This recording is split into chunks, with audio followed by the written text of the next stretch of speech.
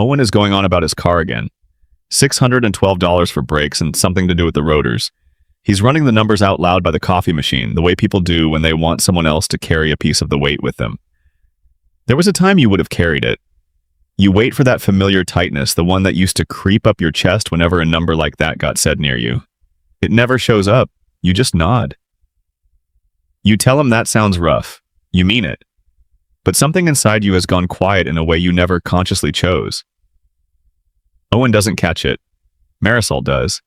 It would take her months to fully understand why she kept looking at you like that. She's standing by the sink, watching you not react, and something shifts across her face before she says a single word. You're 26.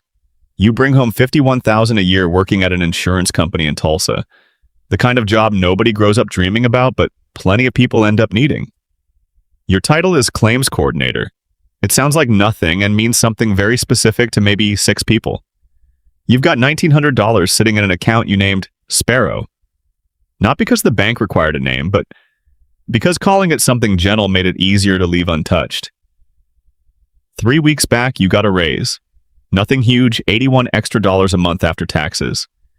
You didn't spend a cent of it. You opened the app, found the standing transfer you'd set up a year earlier, and pushed it from $50 up to $130. The whole thing took 4 minutes. Nobody watched you do it. Nobody was meant to. The bank still has no idea any of this is happening. You get the same mail everyone else gets. Pre-approved credit cards, 24% interest. Your name's spelled correctly, your risk profile generic. The system hasn't picked up on anything different about you. People have. Owen complains about money the way some people complain about the weather. Steady, low level, not really looking for a fix. Today it's the car. $612. He repeats the number, like saying it a second time will make someone else feel its weight. You used to feel that weight yourself. You remember exactly what it was like, that particular kind of exhausted that has nothing to do with sleep. Today you just nod and go back to your screen. It isn't coldness, and you want to be honest with yourself about that. You still like Owen. You still hope his car gets fixed without draining him. But this time the number doesn't land anywhere inside you. It passes through and keeps moving, like hearing a language you used to speak fluently and somehow don't anymore. Marisol notices before you do. She's at the sink, rinsing out a mug, watching the whole thing play out. Owen's complaint. Your nod.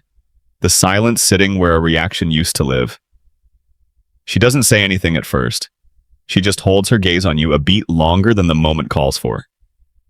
Later, walking to the parking lot, she asks if you're all right. Not worried all right. Curious all right. You went quiet back there, she says. You don't have a real answer ready. You tell her you're just tired. That's not exactly a lie. It's also not exactly the truth. What's actually happening is still too small for either of you to name. An extra $80 moved automatically, a habit that's been quietly running for 11 months with no applause. A number sitting in an account named after a bird, doing nothing dramatic, just compounding too quietly to notice from the outside. Marisol doesn't press. She climbs into her car. You climb into yours. You drive home thinking about Owen's car, not your own money. That's the part that would catch you off guard if you actually stopped to look at it. The first real sign was never going to be a number you could screenshot. It was something you simply stopped doing without ever deciding to stop. Money doesn't announce itself first. Silence does. The washing machine dies on a Tuesday. No warning, no slow decline. It just quits mid-cycle with a sound like something finally giving up, and water starts creeping across the laundry room floor. The repair tech shows up 2 days later. He pops the back panel, glances at it for under a minute, and tells you the motor's shot. $740, parts and labor combined. A year earlier, you'd have been doing the math right there on the laundry room floor. Which card had room? Whether it could wait until Friday. Whether waiting would even help. None of that happens now. You just ask if he takes cards. He does. You tap your debit card. He hands you a receipt and you fold it without reading it and shove it in your back pocket. The entire exchange takes maybe 90 seconds. Felix is in the kitchen when you walk back inside. You used to be roommates. Technically, you're not anymore, but he's around enough that the distinction stopped mattering a while ago. He caught the whole thing through the laundry room doorway. 7:40 and you didn't even blink, he says. Must be rich now. He's joking. You both know he's joking. You laugh and say something about how rich people probably don't own machines that break, and the conversation drifts elsewhere within a minute. But you never correct him. That's the part that stays with you later, once Felix has gone home. Not the bill. The bill's already handled, already tucked into whatever part of your brain stops thinking about problems once they're solved. It's the fact that you didn't say, "No, I'm not," the way you would have a year ago out of some old reflex toward modesty or honesty, or maybe both. You open the Sparrow app that night for no particular reason. You're not checking anything specific. You just sit there looking at the number longer than the number really requires. It's not a huge number, you know that. Next to people 2 rungs above you on the ladder, it's nothing. But it's enough that $740 didn't touch the rest of your week. It didn't follow you into Wednesday. It didn't resurface at dinner or keep you awake doing math in the dark. This is the part nobody mentions about emergency funds when they hand you the rule. 3 months of expenses, they say. 6 if you can swing it. What they leave out is what it actually buys you, which isn't security as some abstract idea. It's a Tuesday that stays a Tuesday. A washing machine that's just a washing machine, not a referendum on how well your life is going. Felix meant it as a joke. You never corrected him. Tyler calls on a Sunday. He's 22, your cousin, the kind of family you're close to without being especially close to. You see him at holidays. You genuinely like him. You don't really know the texture of his everyday life. He sounds nervous on the phone before he even gets to the point. He found an apartment, a solid one, the first place that's really his, and the deposit's due Wednesday, and he's short, $500 short. He doesn't ask outright. He circles the topic for almost a full minute before he finally says the number. You tell him you'll send it tonight. You don't ask when he'll pay it back. You don't bring that up at all. You transfer it before bed. $500 gone, no note attached except his name, and a thumbs up emoji because nothing else you thought of sounded natural. Tyler texts back almost instantly. Thank you. This doesn't cover it. I mean it. I won't forget this. That's a lot of words for $500. You leave the phone face down on the nightstand and don't touch it again for an hour. Not because you're upset, but because the weight in his message doesn't match what you felt sending it. For you, it was a line item moving between accounts. For Tyler, it's the difference between having somewhere to live on Wednesday and not. That gap has nothing to do with the money anymore. The money is the same $500 on both ends of the transfer. What's different is what it costs each of you to be without it. He sends a photo 4 days later, an empty living room with one lonely chair in it. You smile at the screen and set the phone down on the counter, and the smile lingers a second longer than the photo really earns. That gap stays open after that, quietly, without asking anyone's permission. It was never a financial gap, it was an experiential one. You don't mention what happens next to anyone. There's nothing to post, nothing worth explaining, nothing that wraps up neatly by the end of the night. The market drops 18% over 9 trading days. You watch it unfold the way you'd watch weather rolling in. At first from a distance, a headline here, a number there, easy enough to ignore. Then it stops being distant. You pull up the brokerage app at 1 in the morning, the kind of hour where checking a number means something different than it would at noon. The balance is red. Not a little red. The kind of red that used to signal something broken. You don't sell, you also don't sleep especially well. You sit on the edge of the bed longer than you'd admit to anyone, scrolling past the number, back to it, past it again, like pressing a bruise to see if it still hurts. It still hurts. Just differently than it would have 3 years earlier. Not panic exactly, something quieter and harder to put into words. A kind of test, asking yourself without quite framing it, as a question whether the version of you that no longer flinches is actually real, or just a version that hasn't been tested hard enough yet. You set the phone on the nightstand, screen down, the same way you did with Tyler's message. You don't pull anything out the next morning. You also don't push anything extra in the way you sometimes do when you're trying to prove a point to yourself. You just do the regular amount on the regular day, the way you have for 3 years, and go to work like the night before never happened. It takes 11 weeks to recover. You know that because you happen to check on a random Thursday, and there it is. back to where it was, and a little more. You don't feel victorious. What you feel is closer to relief that you never had to find out the hard way whether you actually meant it. Dean calls on a Thursday afternoon. You haven't talked to him in close to a year, not since he left the company to run claims at a bigger firm across town. He still opens conversations like they're already halfway through. "I've got something for you," he says. "Don't say no yet. This offer's real. Senior coordinator, 9,000 more a year, a better title, and you'd be running his team." He lays it all out fast, the way people do when they want a yes before you've even finished hearing the whole pitch. You say yes, or close enough to yes. "That sounds great.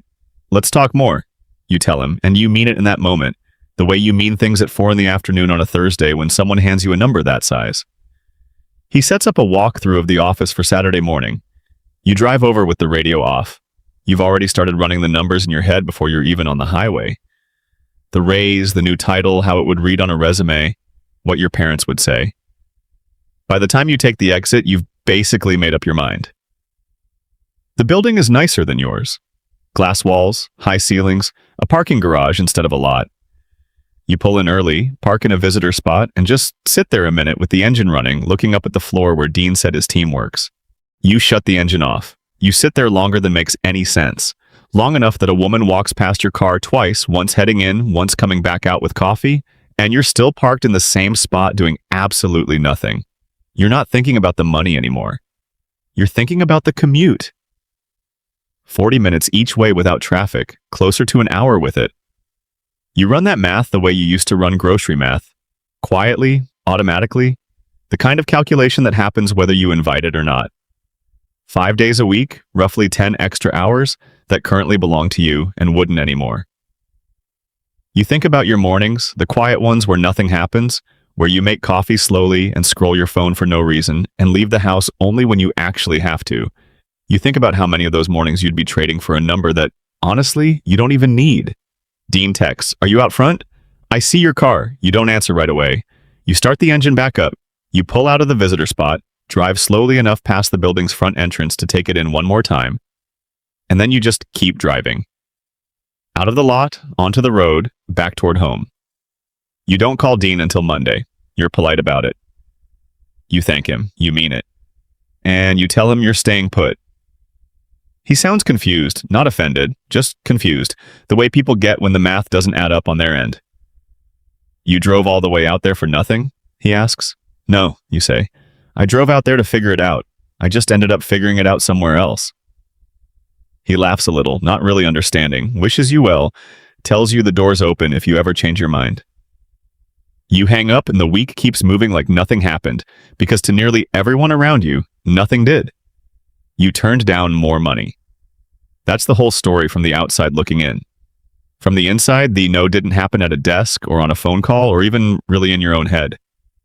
It happened in a parked car, engine off, in a lot that wasn't yours, staring up at a building you decided you didn't actually want. What changed wasn't the offer. It was the 40 minutes you spent sitting still before you understood that. Marisol comes over on a Friday night in August. Nothing special about it. Pizza, a show neither of you is really watching. The kind of evening you've had 100 times before. At some point, she asks how you're doing with money these days, the way you'd ask a friend about their job or their love life. A completely ordinary question. "How much do you actually have?" she asks. "Like total?" "All of it." You open your mouth to answer and nothing comes out, because mid-breath you realize you genuinely don't know. "I don't know," you say. It comes out smaller than you expected. Not embarrassed exactly, just true in a way that catches you off guard on the way out.